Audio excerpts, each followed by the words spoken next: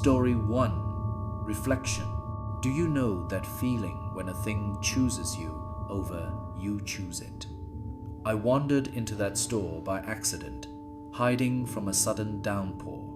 It smelled of old paper and time. The owner, a dry old man with bleary eyes, didn't even look at me.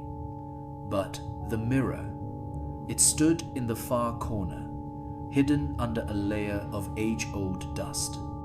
The golden frame, twisted like frozen snakes, beckoned to me. The glass was dark, deep as a pool. As I approached, it seemed to me that my reflection appeared in it a fraction of a second later than it should have. I put it down to fatigue. "Take it away," the old man croaked as soon as I touched the frame. He gave it away almost for nothing, as if he wanted to get rid of the curse. Stupid. I was so stupid. It looked strangely majestic at home. My cozy little bedroom, with the soft light of the floor lamp, suddenly seemed alien. The mirror dominated the space. I hung it in front of the bed. I like to think it was vintage chic. But that evening, while brushing my hair before going to bed, I noticed something strange. The room in the reflection seemed a little colder, a little sharper. The shadows there fell from different angles. I tried to convince myself that it was just a trick of the light, a defect in the antique glass. But inside, a sticky, irrational sense of anxiety grew. I turned away to get into bed, but I felt it on my back view. A hard, intense stare that made the hairs on the back of my neck stand on end. Insomnia has become my guest. I lay there, afraid to open my eyes, listening to the silence of the apartment. The clock was ticking, tick-tock, tick-tock, and suddenly the rhythm got lost. I heard a rustle, not in the hallway, not outside the window. The rustling came from the wall where the mirror hung. Through half-closed eyelids, I could see vague shapes. Lying in bed, I didn't move, but in the mirror, my God, in the mirror, my copy was sitting on the edge of the bed. She wasn't sleeping. She sat with her back unnaturally straight and looked straight at me sleeping. That night, I realized that there was no reflection on the other side of the glass. Someone else lives there who wears my face. On the third night, I decided not to sleep. I pretended she lay still, controlling her breathing, and then she became bolder. I opened one eye. The moonlight fell directly on the glass. The creature in the mirror moved closer to the frame. It pressed its face against the surface from the inside, and I saw it. It wasn't me. The skin is gray, like wax. And the eyes, where my pupils were, she had a solid, impenetrable blackness. And that smile, angry, hungry, full of ancient hatred. She knew I wasn't sleeping. She was whispering something soundlessly, and the whisper made the glass on the other side fog up. I couldn't stand it. I jumped up to smash the damn glass, rip it off the wall. But my body wouldn't listen to me. My legs felt like they were stuck in a swamp. I ran to the mirror, but instead of hitting it, my hands gently rested on the surface. It wasn't solid. It was viscous and icy, like the surface of a freezing lake. On the other side, I did the same. Our palms touched, and at that moment, I was jerked. A monstrous force pulled me inside. The world has turned upside down. I felt like I was passing through an ice membrane as the cold penetrated into every cell of my body. I tried to scream, but there was no sound. I found myself in a grey, lifeless room, a replica of my bedroom, only devoid of warmth and colours. And on the other side, I saw her coming out. At first, his pale, long fingers clung to the frame, pulling his body up. The glass rippled, releasing her into my world. She climbed out like an insect from a cocoon, straightening her shoulders with a crunch. She inhaled the air of my room as greedily as if she hadn't breathed in centuries. She turned and looked at me, trapped, helpless, and she winked. With my eye, I'm here now, in a world where it's always twilight. I'm knocking, I'm screaming, I'm hitting the glass with my fists, but for you, it's just a trick of the light, the glare on the surface. Sometimes my friends come to me, I see them. I'm waving at them, begging for help. But she meets them. She laughs at my laughter, wears my clothes, and kisses my lover. They don't see the difference. No one sees that the real me is slowly going crazy in this two-dimensional prison. And the worst part is that I'm starting to forget who I was. I'm just waiting. I'm waiting for someone new to buy this mirror, so that I could switch with him. Story 2. The Night Companion. I love night driving. There's something meditative about it. But that night, the rain wasn't just heavy, it was a war. The wipers were racing like crazy, but the headlights barely penetrated the curtain of water. The M4 highway seemed like an endless black river. The radio hissed with static, not picking up a single station. I've been alone on the road for 3 hours now. Fatigue weighed heavily on his shoulders. My eyes were closing. In such monotony, you begin to see things that are not there. The shadows of the trees look like running animals. The lights in the distance are my eyes, but I wasn't sleeping. I was definitely awake when I saw this. A figure appeared out of nowhere, just a dark spot against the grey, drizzling rain. The man was standing on the very side of the road, dangerously close to the wheels. No umbrella, no lantern. Just an old soaked hoodie with a deep hood. His hand was raised in a hitchhiking gesture, but somehow unnaturally, as if it had been broken at the elbow. Common sense screamed, "Step on the gas. Don't stop. This is the law of the night road." But something made me hit the brakes. Was it pity or some kind of hypnotic attraction? The car skidded to a stop 10 meters ahead. He sat back down. I didn't ask where I was going. He didn't thank me. He just opened the door, and the smell rushed into the warm interior with him. It wasn't the smell of wet clothes.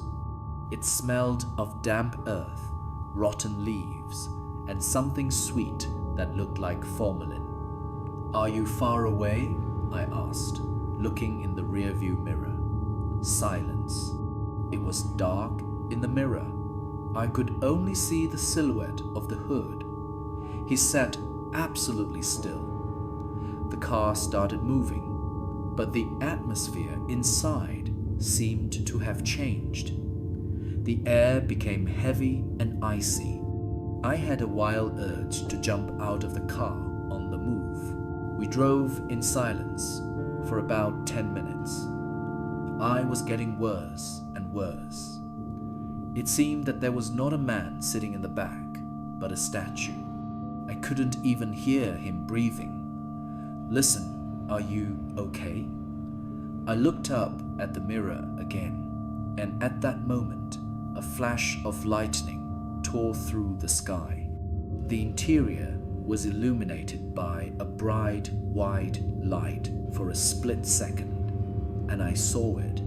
The hood was off. There was no face. More precisely, it was bud.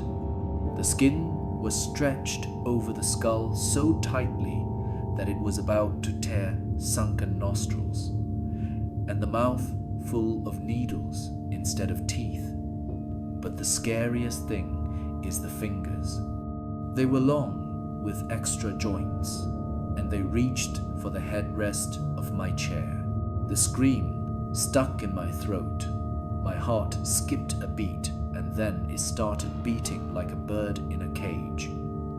Our eyes met in the mirror. The creature had no proteins, just a cloudy yellowness. It smiled, and I heard a sound, a wet crunch with which the mouth opens. It didn't want to get to the city. It was looking for dinner. Panic overwhelmed me. I jerked the steering wheel to the left, trying to shake off the delusion, trying to shake off this nightmare. The car skidded on the wet asphalt. The world spun in a kaleidoscope of lights and darkness. The impact was monstrous. Metal screamed, and glass splattered into his face in 1,000 pieces. I was thrown onto the airbag. The pain came instantly, sharp and hot. Then there was silence. Just the hiss of a broken radiator and the patter of rain on the roof. I was hanging from the straps, feeling the taste of blood in my mouth. I was alive. I turned my head with difficulty and looked back. The back door was uprooted.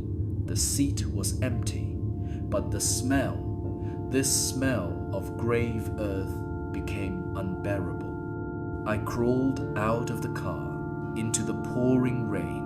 My legs felt weak. In the light of the only remaining headlight, I saw wet asphalt. There were footprints in the mud where the curb should have been. They looked like humans, but they were too long, with their claws deeply embedded. They didn't lead to the city. They led into the depths of the forest. And then I realized the accident was not an accident. It made me stop here. This is his territory. And now, standing on an empty road, I hear the crunching of branches in the forest. It didn't go away. It's just waiting for me to turn off the headlights. Story 3. The Package. In today's world, we are used to receiving deliveries every day. Food, clothes, gadgets. We don't even look at couriers. But this box, she was different. I found her on the doorstep, returning from work. Black matte cardboard, heavy, dense, no barcode, no sender's address, no my name. She just stood there, as if she had grown out of concrete. The mind spoke. Don't touch it, it's a mistake. But curiosity is a vice that has killed more people than wars. I picked it up. She was warm, not at room temperature, but warm, like a living being. I carried her inside. In the kitchen, under the bright light of the lamp, I opened the tape. Inside, in a bed of black velvet, lay a doll. It was a puppet, old but perfectly preserved. The wooden face was carved with frightening detail, every wrinkle, every eyelash. She was wearing an old-fashioned tailcoat, but the eyes, The glass eyes were too realistic. There was some kind of evil intelligence in them. I chuckled. Someone's playing a prank on me, I thought. I left the doll on the table and went into the shower, trying to wash off the stress of the day. I didn't know that I had already let evil into my house. I sat down at my computer to work. It was about 2 in the morning. Typical routine. Keyboard tapping, monitor light. I think I put the doll on the shelf behind my back so it wouldn't get in the way. Immersed in the code, I didn't pay attention to the sounds at first. The soft creak of wood, the rustle of fabric. I chalked it up to a draft. But then, with my peripheral vision, I noticed movement in the monitor's reflection. I whirled around. The doll was sitting on the shelf, but her head, she was turned around. Now she was looking right at the back of my head. I definitely remembered that she was looking straight ahead. "You're being paranoid," I said to myself out loud. The voice was trembling. I got up, took the doll, and put it in the closet, closing the door tightly. I went back to work. An hour passed, and that sound again. Clack, clack, clack. It's like little wooden heels on a parquet floor. Slowly, rhythmically, I froze. He turned his head slowly. The closet door was ajar. The doll was sitting on the floor in the middle of the room. Her legs were crossed, and her arms, she was clutching something shiny in one hand. The paper knife I lost a week ago. I don't remember how I blacked out. Maybe it was from fear. Maybe it was their influence. I woke up in bed feeling heavy. I couldn't move. Sleep paralysis? No.